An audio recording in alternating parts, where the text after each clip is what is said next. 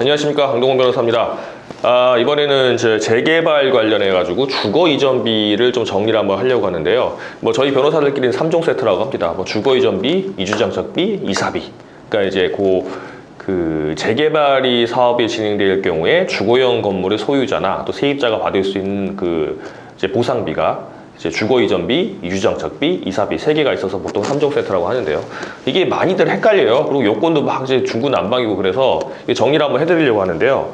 일단 주거 이전비, 이주장착비, 이사비를 보면 이사비는 이사할 때 받는 비용이니까 맞는 것 같다 대충 이제 감은 잡으시겠지만 이주정착비하고 주거 이전비는 그 말이 그 말 같죠. 이제 뭔가 이전이 넘기는 거 같고 주거는 사는 거니까 살면서 넘어가면 주거 이전비고 살아서 다시 가서 살면 이제 이주정착비고 좀 이상하잖아요. 그래서 간단하게 생각하실 게 정착, 다른 데 가서 이주해서 정착하면 뭔가 건물을 지어야 될 거 아닙니까? 그러니까 이주정착비는 건물값 준다 이렇게 생각하시면 되는 거고, 주거 이전비는 살고 있으면 이제 이 주거 이전비, 주거를 이전하는 거잖아요. 살고 있던 사람이 이전하는 거 아닙니까? 내가 살았던 사람이면 받는다 이거예요. 이제 그럼 주거 이전비는 살고 있었으면 받을 수 있는 거고, 이주정착비는 어떤 주거용 건물을 가지고 있었으면 받을 수 있는 거고, 이사비는 이사하면 받을 수 있는 거죠.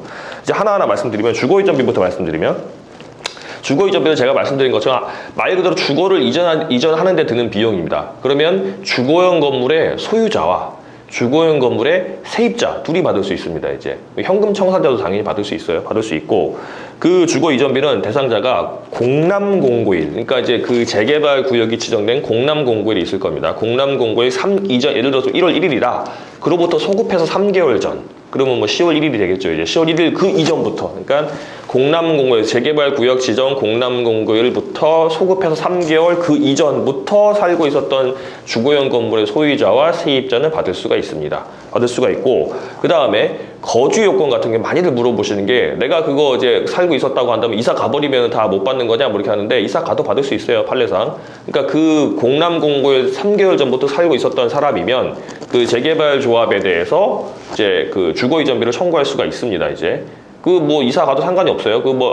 이제 판례가 하나 있었던 게, 이 대상이 되는 사람이 돈을 받기 전에 이사 가버려서 안 준다 막 그랬었거든요. 관리처분계, 이게 정확히 이 사안에서는 관리처분계 인가 전에 이사 가버려가지고 못 준다 그랬어요. 이제 그 사업시행자 LH였는데 결국 재판해가지고 대법원에서 다 인정받게 됐어요. 그 대법원 판례가 뭐였냐면, 공람공고일 3개월 이전부터 살고 있었던 사람이 대상이 되고, 그게 사업시행계획 인가가 나게 되면 그 사업시행계획에 그 금액이나 어떻게 얼마나 주겠다, 어떻게 주겠다가 적혀있게 돼서 구체화되는 것일 뿐이지, 그게 관리처분계 인가까지 살아야만 받을 수 있다는 법에 전혀 없다라고 돼 있었기 때문에 공람공고일부터 3개월 이전부터 살고 있었다고 한다면 대상이 되는 거고, 그 권리는 사업시행 계획에서 구체화되는 거고, 그 이유 살 필요 없다 이렇게 되는 겁니다. 이제 그렇게 받으시면 되는 거고, 금액을 많이 물어보시는 게, 세입자는 조금 더 이제 약자라고 좀 많이 줍니다. 이제 4개월치, 그리고 그 주거용 건물 소유자는 2개월치입니다. 어떤 거에 4개월, 2개월치냐면 도시가구, 그러니까 이제 도시근로자 가구가 지출하는 가계 비용이 있을 거예요. 이제 도시근로자 가계가 지출하는 비용이 평균적으로 통계청에서 이제 매년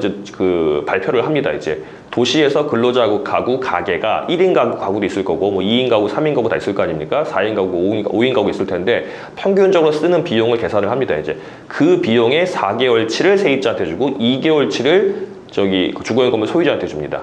보통 한 8, 900 되는 것 같아요. 4인 기준으로 이제. 그렇게 되면 한 7, 800 되니까 그 세입자는 보통 한 1,500 내외 받는 것 같고요. 이게 매년 바뀝니다. 이제. 그리고 소유자는 한 1,000만 원 내외, 1,000만 원 조금 안 되게 받는 것 같습니다. 그렇게 되고, 제가 또 이주정착비랑 이사비는 또 말씀드릴 텐데, 이주정착비도 말씀드릴게요. 이주정착비는 주거용 건물의 소유자가 받을 수 있어요. 소유자가 받을 수 있는데, 주거용 건물 소유자는 자기 그 건물의 30%를 받을 수가 있습니다. 건물 가격에. 가져가서 이제 가서 지어서 살아라는 거죠. 이제 물론 이걸로 다 안 되겠지만, 좀 더 이제 재개발 같은 경우는 강제 수용의 의미를 가지니까 좀 더 보태주는 의미를 가집니다. 그 30%가 가지고, 근데 그 30%가 1,200만 원을 넘어가면은 1,200까지만 인정되고, 그 30%가 600만 원도 안 되면 600만 원을 인정해 줍니다. 그리고 그 30% 가격이 600만 원과 1,200만 원 사이면 그 금액 그대로 인정해 줍니다. 그러니까 보통 한 600에서 1,200 준다는 거 하는 건데, 지방이 아주 소도시 이외에 이제 서울이나 광역시나 어떤 지방도시가 좀 큰 도시 같은 경우는 주거용 건물의 30% 가격이 1,200이 안 되는 경우가 거의 없어요. 대부분 1,200 다 넘습니다. 왜냐면 건물 가격이 1억만 해도 30%면 3천만 원이잖아요. 5천만 원만 해도 30%면 1,500입니다. 다 넘기 때문에 1,200 보통 다 받아가세요. 이제 보통 그렇게 되고요. 이제 그 이사비 같은 경우는 사실은 거기 살고 있는 사람, 그러니까 수용 재결이나 뭐 계약 체결, 뭐 협의 같은 계약 체결까지 살고 있던 사람이면 다 받을 수 있습니다. 그래서 그게 면적별로 나뉘어요.